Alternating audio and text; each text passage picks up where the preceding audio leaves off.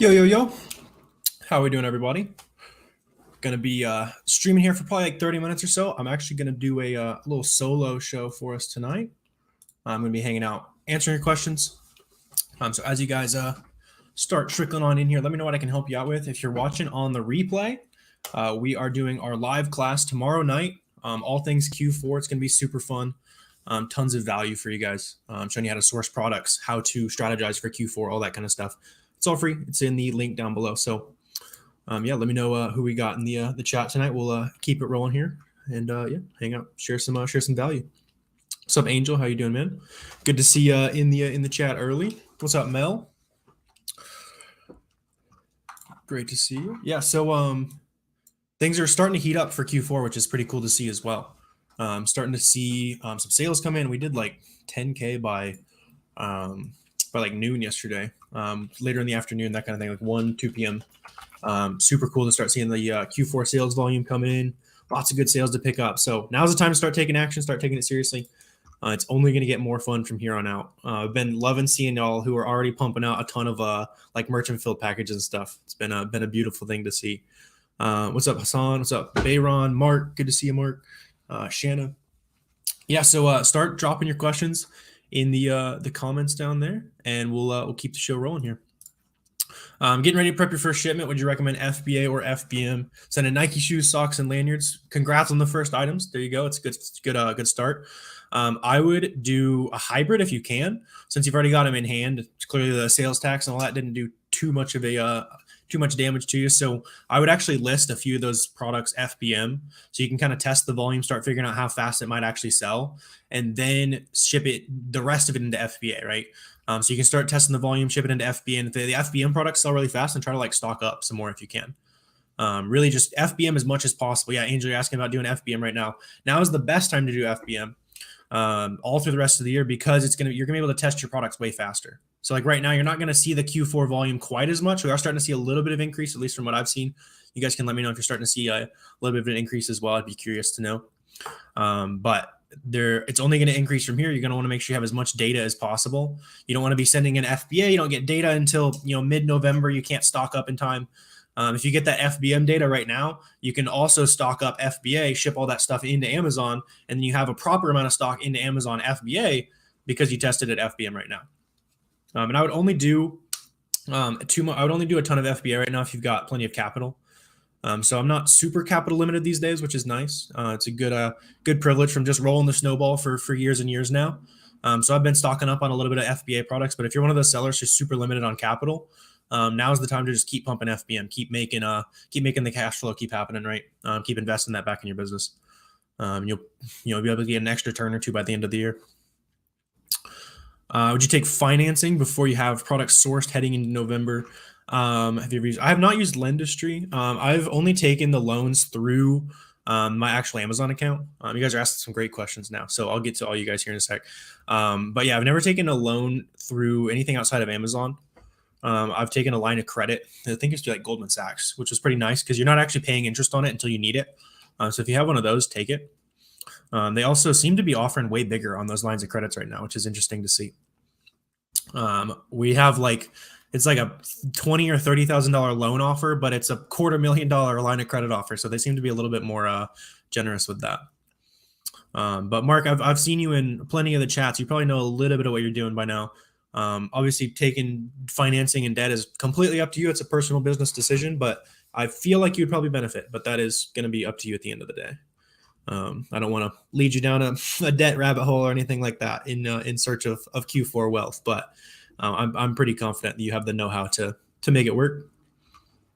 Two in one day, absolutely. I think Miles was ripping a stream with you guys earlier. So yeah, so as you guys have, for those of you who weren't here right at the start, make sure you're also registered for the live class we got going on tomorrow night. The link's right down there. We'll be live for like an hour and a half, 2 hours. Sharing some Q4 game, doing live Q&A like this should be super valuable. It's a little bit more structured than how we usually do the lives, so it should be a ton of fun. So hopefully I'll see you guys there. How much inventory do you need to get favored for the buy box? You heard if you don't have enough inventory, you get punished. So that's partially true.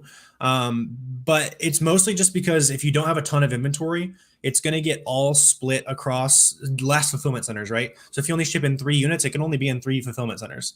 So, if somebody buys it in New York and all your inventory is in California, you're not making that sale. It's going to go to somebody else. So the more inventory you have at Amazon, the more fulfillment centers you're in, and therefore the more places you can get in 2 days with your inventory. So hopefully that makes sense. And that's why you'll see a lot of big sellers who have like a ton of feedback. You might think that the feedback is the reason they're hogging the buy box, when really they're just way more heavily in stock than you, and that's why they're getting a significant percent more of the buy box than you. So yeah, if you can stock up FBA, then absolutely go for it. Let's see. Best way to get FBM activated if you're suspended from FBM doing drop shipping. Yeah, that's why we don't drop ship. We got to follow the rules. Sounds like you probably learned your lesson at this point. But yeah, if you want to get that reactivated, that's going to be, you're gonna have to take that up with Amazon seller support, that kind of thing. You probably have to submit an appeal. And yeah, you might want to go the route of like a Seller Basics or one of those that can help you with your account health, that kind of thing. What up, Aaron? How you doing, man? Hope you're pumping out the FBM products. He's been crushing it lately. We got the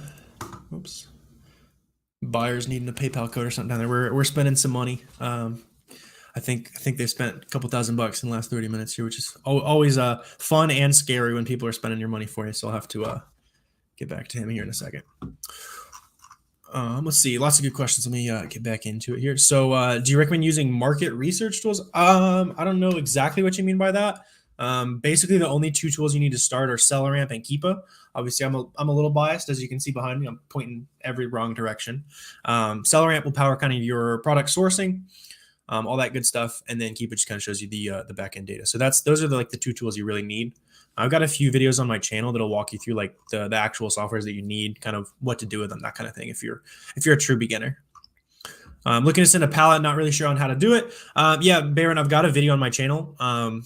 Just like the last one, if you do LTL Fields of Profit, you'll probably find it. It's I think it was like one of the first LTL shipments I did. I just kind of documented the process, show you how to do it. And I think people seem to like it.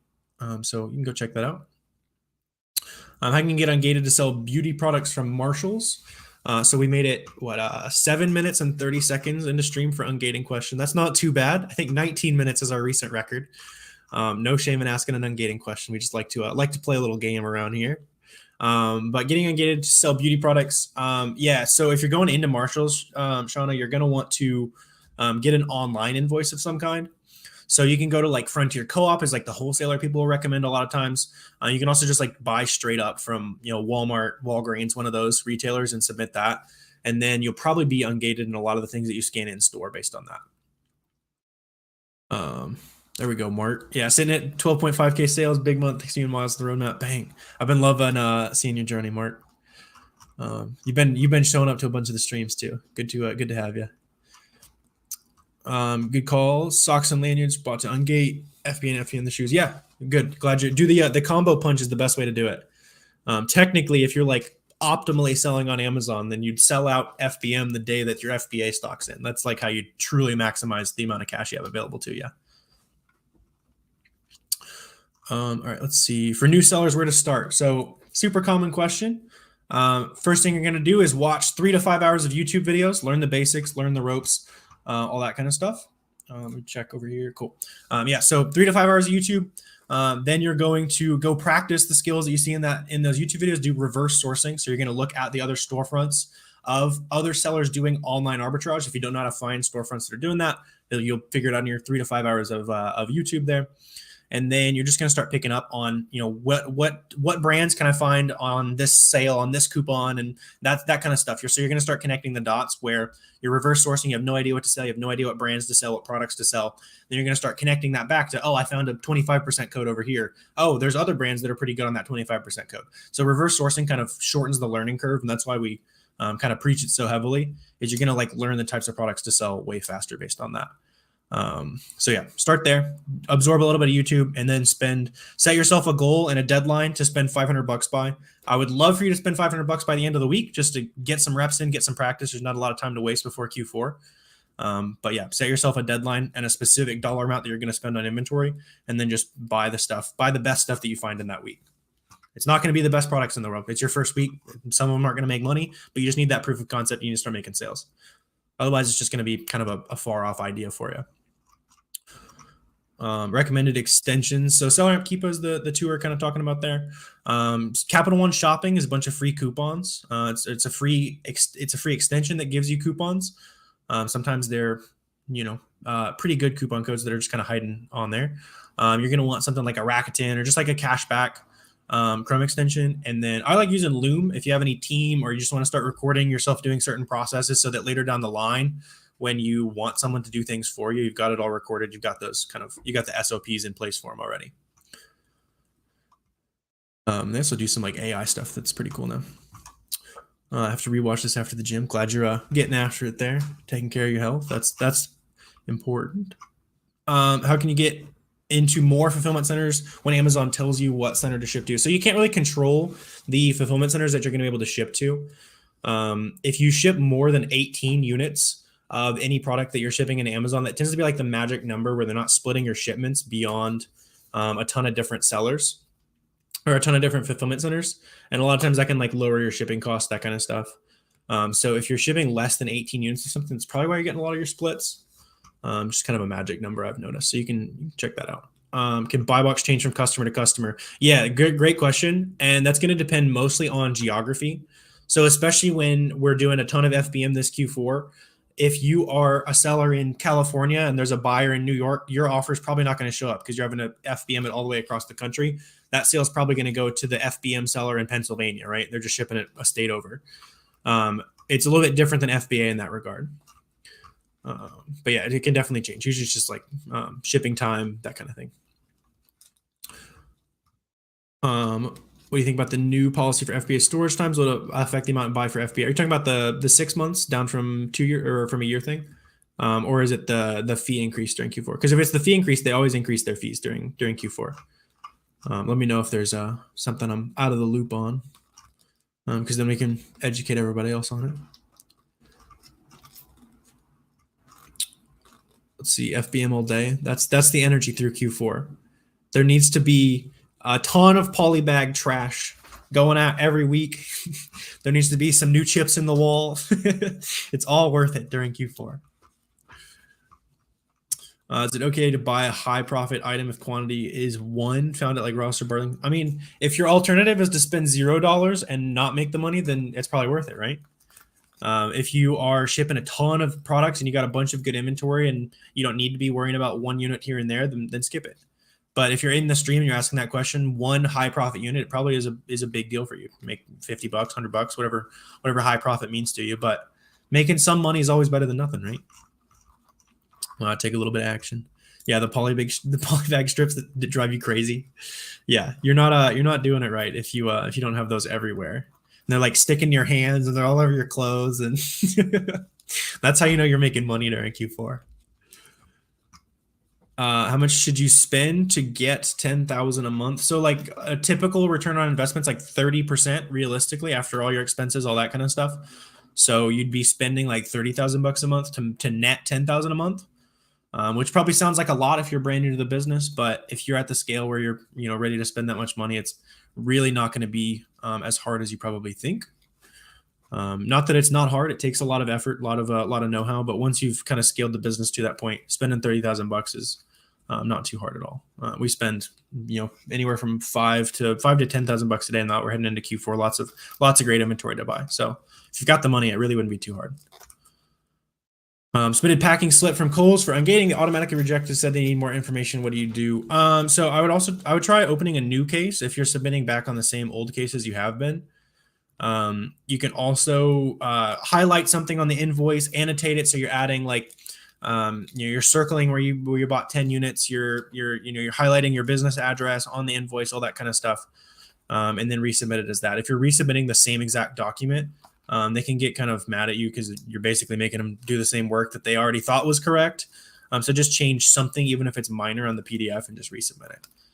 But at this time of year, they always tighten down on ungating just a little bit. They're just trying to keep the marketplace safe during Christmas. You don't want the 4-stripe Adidas shoes. You don't want the misspelled Nike shoes under the Christmas tree, right? So they're just cracking down on that a little bit. If you keep submitting your legit invoice, you'll be good to go.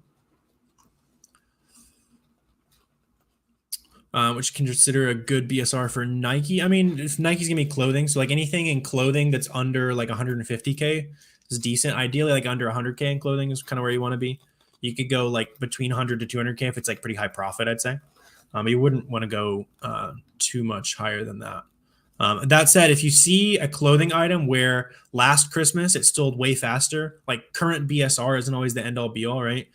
So go and see if it sold faster last year, or see if it's like a super high ROI item, but it's like a 300K sales rank. See if you can come in and lower the price back to a price that used to sell really fast at. Then you can come in and make some significant sales on that. That's something that we've been having some fun doing, using like Keep a Product Finder, that kind of thing.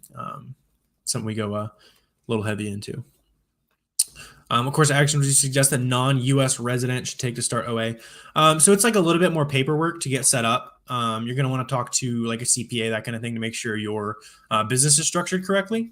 But it's mostly the same beyond that. You need a prep center in the U.S. as well, so that you don't have to touch any items. You're not worrying about, shipping to wherever you are and that kind of stuff. So use a prep center, but beyond that, it's pretty much the same business.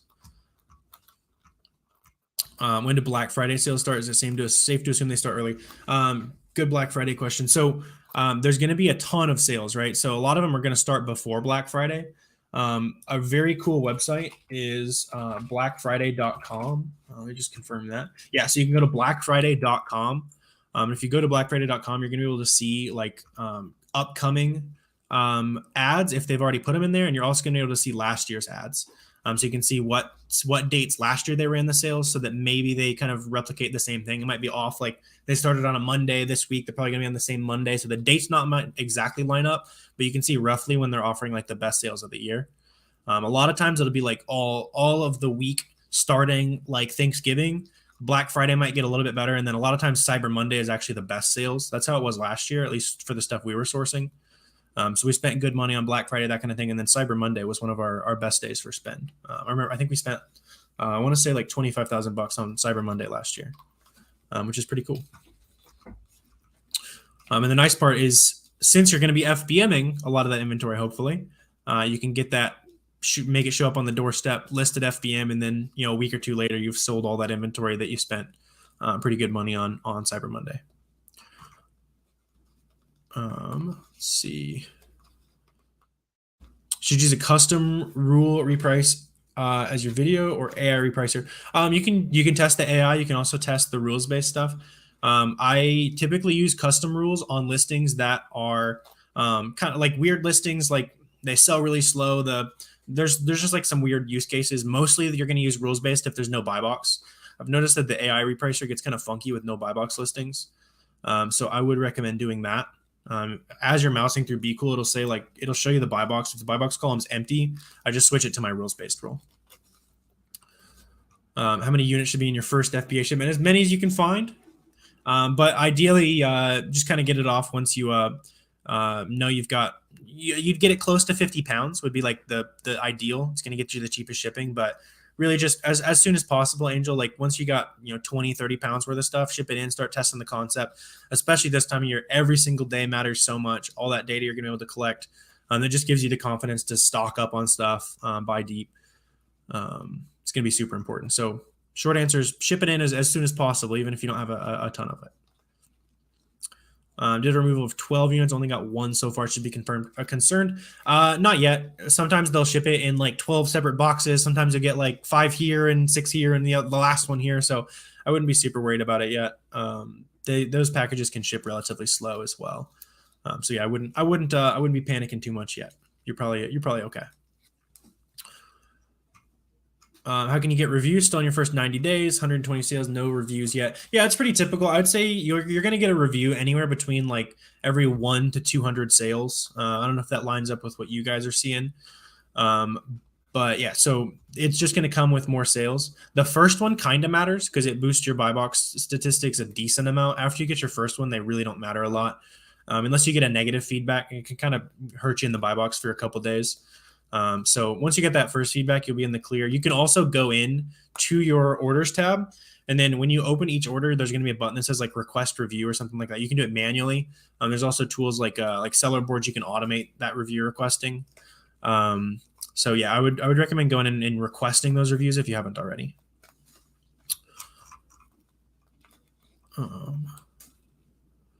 Let's see, lots of good questions though. So keep it rolling. Keep hanging out here for a little bit. Those of you guys who've joined recently, make sure you're also registered for the free class we got going on tomorrow. It's down below. It's gonna be about an hour, 2 hours. Tons of value, Q4 specific stuff. So if you guys have been on one of our classes before, you're going to want to be on this one. We're going to cover some different stuff, some new Q4 sauce for you guys. So go ahead and get registered down below for that. It's completely free. We'll see you guys there tomorrow night. Super excited to answer some questions, show you guys some live demos, that kind of stuff. Not too different from this, but just way more structured, showing you like specific screen shares, that kind of stuff. Starting in Q4, do you recommend starting FBA or FBM? So you can do both. FBM I would prioritize, especially if you're in a state with low sales tax. Then FBM is a huge advantage. For those of you guys who are paying like 5% or 0% sales tax, like anywhere in that range, like you should be FBMing like crazy. Even if you're not, you should still be FBMing like crazy. If you're in California, there's still going to be plenty of stuff that's profitable at 10% sales tax. But FBM to test products, right now there's still time to FBA. So you could ship some FBA, list some of it FBM, start testing the sales, see how fast it's going to sell. And if it starts selling really fast, then stock up. So yeah, I would do both. You're going through a move in 2 weeks. Best practice to handle this with your Amazon so they don't shut down your account if they change billing data. Yeah, great question. So if any of you guys change any information on your account, so like bank account, address, like Twisted is changing, like anything on your actual account settings that changes, stuff that Amazon might be, sketched out about. A lot of times they're just trying to protect you. Like when you change your bank account, if you don't warn them, then they might suspend your account temporarily just to confirm that you actually did it so that someone's not stealing all your money. So all you need to do, Twisted, is just contact seller support. Let them know that you are moving and that you're going to change your address. And then the other thing you're going to want to do is make sure that your actual company info is changed with your state. Otherwise, Amazon's probably not going to approve the change. They're going to want to see that new address is the actual business address. Which if you're a sole prop, you might be a sole prop if you're just getting started, which would be even easier. If you're an LLC, you're going to have to change the LLC address most likely. Appreciate it. Thanks for coming and hanging out, Marquise. You get a notification for FBM return. You don't have to do anything, correct? Yeah, they'll return that for you. Depending on how you have your return settings set up, you might have to authorize the refund. But what you probably should be doing is just authorizing refund on the scan of the shipping label. I'm pretty sure that's what we're doing. What would you suggest? Let's see. How much did you buy for a test buy? Anywhere from like 10 units usually all the way up to sometimes you can do like a 100-unit test buy. So just look at the data on the Keepa Offers tab. I just made a Keepa deep dive tutorial, so you might check that out. If you don't know what I'm talking about with the Keepa Offers tab, you can see like real-time sales.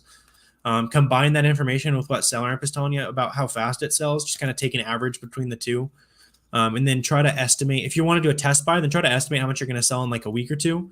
Once you are confident, you know what you're doing, you're sourcing profitable inventory, you know roughly how fast items sell on Amazon, I'd really recommend just buying at least a month's worth of stock on an item, because a lot of times you're going to end up wishing you had bought way more inventory. The sale's gone. The sale doesn't come back for a while. That's going to be especially true on Black Friday inventory.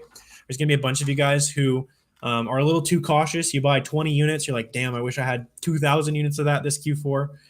So don't make that mistake. If you think you found a super fast seller, then it's probably going to be a good thing to stock up on. Checking buy box statistics, making sure Amazon's not hogging sales, that kind of stuff. But yeah, my first Q4, even though we did, I guess it was my second Q4, first Q4 as an arbitrage seller, we did about 160K, and there was a bunch of items where we sold out beginning of December. We could have kept selling them all the way through December. So don't make that mistake. Test buys during December might not be the way to go. I've done FBM and volume through your prep center. You live in Puerto Rico, cannot do FBM. Yeah, that makes sense. You can't do merchant fulfillment if you're, in Puerto Rico. So, I do not do FBM through my prep centers. If you find a prep center that does FBM, that would be amazing. A lot of times those slots for FBM sellers are pretty like they're kind of claimed at prep centers. There's not nearly as many prep centers that do FBM, and the ones that do don't really like having that many FBM clients. So you can start reaching out to some prep centers, see if it's not too late. But it could be too late. But it's only, it's no harm in trying. You're definitely not going to find it if you don't look at all, right? So worth spending a couple hours at least shooting out some emails, that kind of thing. Can you upgrade from a individual to professional account? Yeah, it's just in your settings. You could probably, even in your Seller Central account, you could probably just do like professional account in the top bar. I better show you instructions on how to change from individual. Is it illegal to use a priority box for ground advantage? I'm actually not sure. If it's USPS, then you might be fine. I haven't shipped with a lot of USPS boxes though, so I wouldn't trust me on that one. We usually just do brown boxes. We end up doing a lot of like UPS type products. Send it first OA shipment. How do you know how to prep each product? Yeah, so when you list it, it should kind of list the requirements for it. Like a lot of times on Amazon Seller Central, it'll tell you to like polybag it, that kind of thing. It might tell you to like add a sticker. But the short answer is if any of the product can touch the conveyor belts in the warehouse at Amazon, you should polybag it. So like if you're selling a shirt, you don't want it to be dragging around on the conveyor belts there. So you just throw it in a poly bag, put your SKU label on the outside of it. The same goes for if you have a multi-pack, you're going to be putting those in a poly bag. If it's a liquid, you're going to put it in a poly bag. If it's a set, you can buy like a sold as set sticker. You can throw it on there. Yeah, Amazon should tell you when you're through the shipping workflow. USPS, I don't think it's illegal, but most likely won't accept it. Yeah, that's what I figured. I assume they're only going to take USPS boxes on priority. They'll adjust your price to priority. Yeah, that makes sense. I figured it'd be something like that. Yeah, you can still use that for priority, but don't expect to save some money doing that.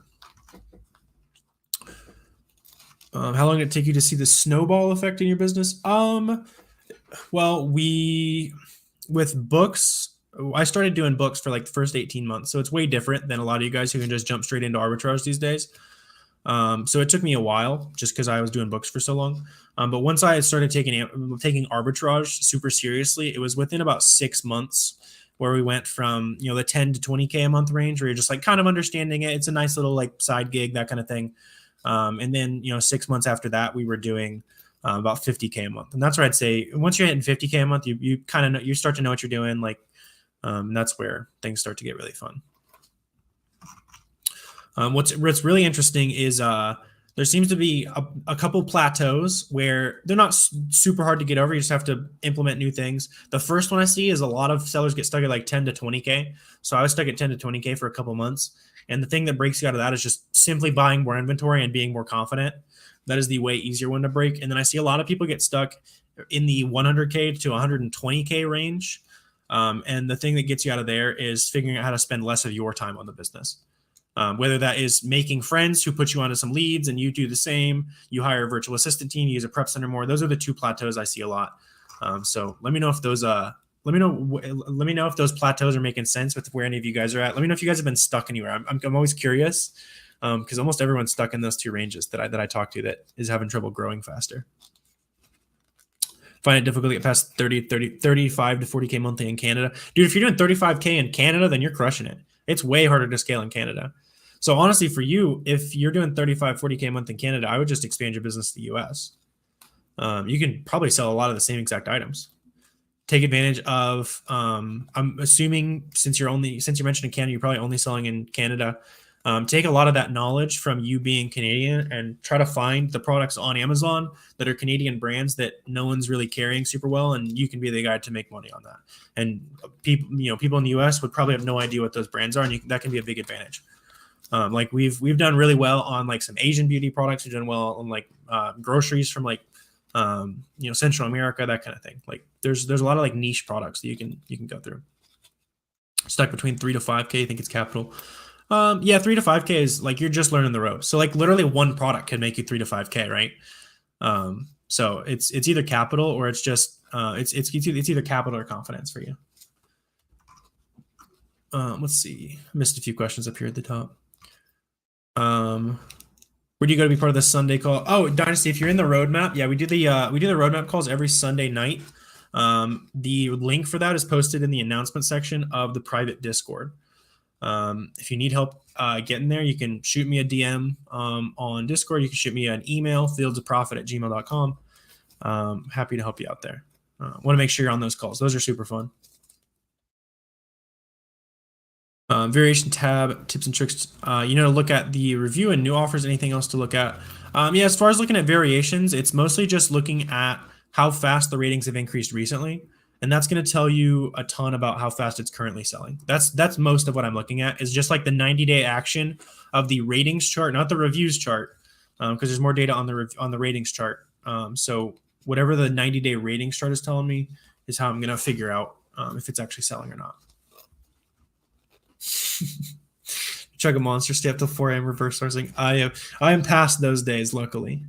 I don't know if I was ever the energy drink pounding OA seller either. Maybe I missed that. I missed the trend. I'm not cool enough for that trend, I think. But yeah, that's why you hire the team. That's why you're gonna do a lot of that at the start. You're gonna have to put in the long hours, all that kind of stuff. But ideally, 5 years down the road, if you're still working till 4 a.m., then you've maybe scaled your business in a way that is not super scalable for you, not super sustainable. How do you find a good CPA for FBA? Dynasty, I think you're just asking, yeah, you're in the roadmap. So in the Discord, go to the tax questions section. We have a qualified, he's not a CPA, but they own tax firms and they can definitely get you connected with a tax firm. I know there's tons of Amazon sellers who have connected with Chris through the tax questions section of the roadmap. Let's see. You guys are asking a bunch of good questions tonight, so I'll probably go for a few more minutes here. If you guys have not already registered for the live class we got going on tomorrow night, it'll be a ton more valuable for you guys. So you guys go check that out. We'll be doing some live demos, showing you how to source products. Source products are going to be especially good during Q4 to FBM, all that kind of stuff. All the stuff that we've been talking about. We want to show you specifically how to implement that. And if you take action, the idea is you can make 5, 10K profit by the end of the year. So that link is down below. It's completely free. I'll see you guys there tomorrow. Started scared of FBM because of shipping prices. What do? You can just start with like lighter items at first. Like it's never going to be more than a few bucks if you're sticking to items that are like a pound or two, right? So just stick to lighter items at first. Test it out. Also, next time you do get an FBM order, plug in a few like random dimensions, a few random weights, just to get like a feel for what different shipping, different size packages might cost you if you're shipping them through Seller Central.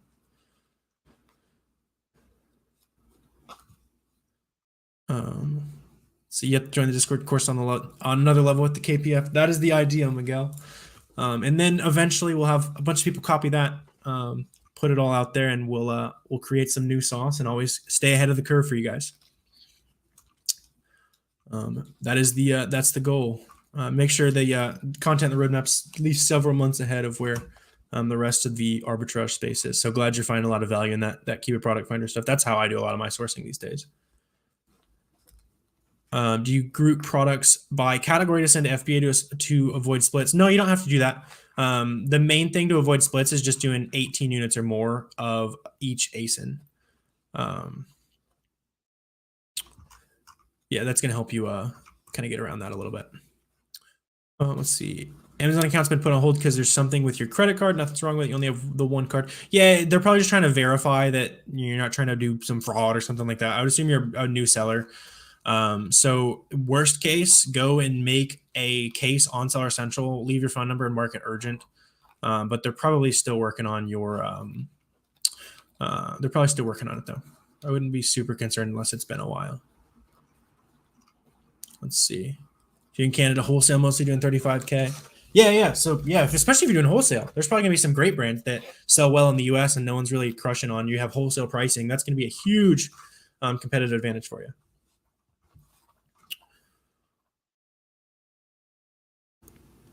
Do you like the new small night? I haven't figured out the right price to actually make good money. Basically, all they did is just change the program to where $10 to $12 is no longer opted in. So I do not like the changes. Obviously, it is worse for sellers. But yeah, there's some products where you can sell for like $9.99. You buy them for like $2 or $3, and you actually make pretty good money. So I would look into something like that. We do a few products like that, like some OTC type products. But yeah, the new change is definitely not ideal. What would be your cutoff for FBA products this year? Probably November 20th or so is we'll still be shipping products FBA probably all through December, realistically, just going to keep buying good inventory. But if you are super tight on capital, trying to maximize everything, then I would stop shipping to FBA by November 20th, somewhere between November 20th and Black Friday.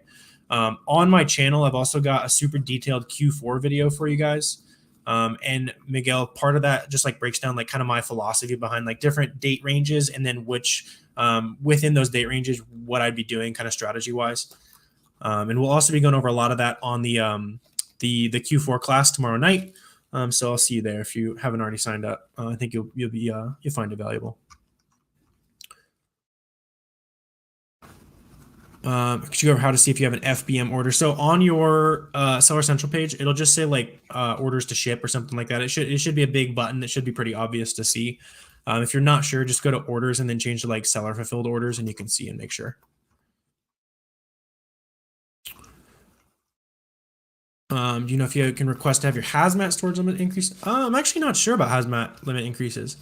We haven't done a ton of it. They boosted our limits pretty quick when we did search selling, so it seems like they're not incredibly stingy with it, but I'm not sure if you can like bid on it like you can with the other types of inventory. It's not. I haven't ran into maxing out my hazmat inventory too much yet. I wish I had a good answer for you there.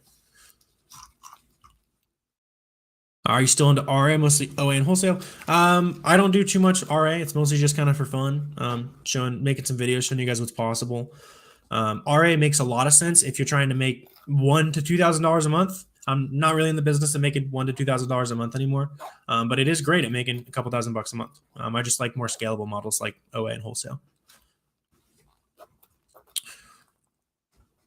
Let's see, best software for bulk processing large spreadsheets of data. I would probably just plug it into like a tactical arbitrage or like a Scan Unlimited, one of those. But honestly, most of the time you're going to want to just do it manually. So like when we do our wholesale product research, we're doing it all manually on sheet. With SellerAmp, you can just kind of click the title of your product and it'll pull up the Amazon data on the exact same. It'll pull up the Amazon data on the SellerAmp tab on the same screen, so you're not copying back and forth. What's your December goal? How much FBM we do? I'm shooting for like 400K revenue. That'd be the ideal goal. Kind of just replicate what we did last year for December. And I probably won't be doing too much FBM this year. I'll just be focusing on pumping out videos for you guys, all that kind of stuff. But yeah, FBM is definitely a great opportunity. Just not the season of the business I'm in anymore. Might have to dabble here and there by the occasional opportunity. I'm sure I'm going to get roped into something. Just for when you make connections in the community, talking to people. I know Bobby, you probably got some connections in the community. You're going to have people hit you up like dragging you in, forcing you to make money, right? So there's going to be some of those where it's, hey, go buy this, pick it up at the local Dick's Sporting Goods, that kind of thing. Sell it the same day FBM. Like there'll be a little bit of that, but hopefully I'll be doing mostly FBA this Q4.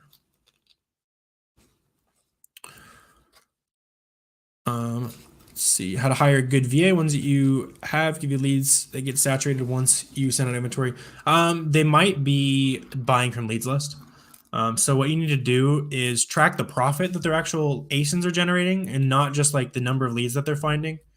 And then at the end of the month, you're gonna be able to see pretty obviously like who's a good VA, versus who's not. In the short term, I'll typically hire a VA for like a 1 week probationary period. If they find really good leads, they're finding good products.